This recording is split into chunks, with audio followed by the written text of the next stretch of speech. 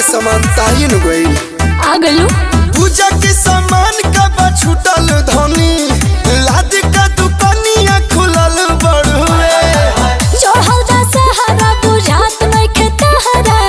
असली खोल बाबा वाले वाले वाले कहाँ भूलइलो किन के न लइलो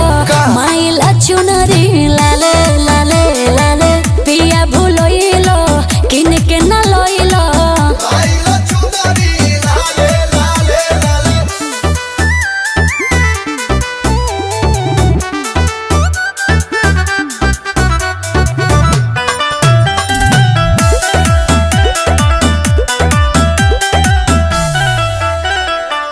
सब तैयारी बेकार को देलो भोरही के गइल तू अन्हार को देलो। अरे ऐसन बात नहीं हो नौमी के रहे भीड़ ये धानी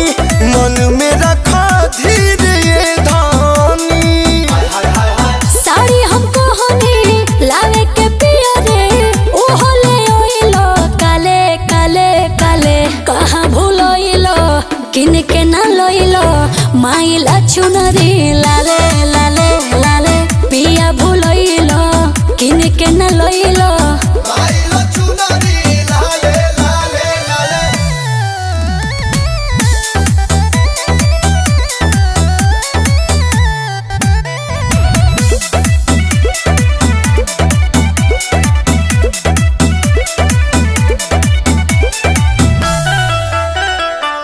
विद्या पकल साधरा गोइल बा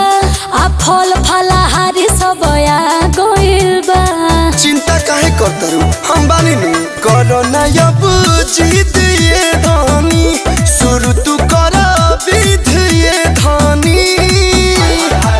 पके तैयारी अरुण बिहारी कलु प्रियांशु संगे जले जले जले कहाँ भूलइलो किन के न लइलो माइला चुनरी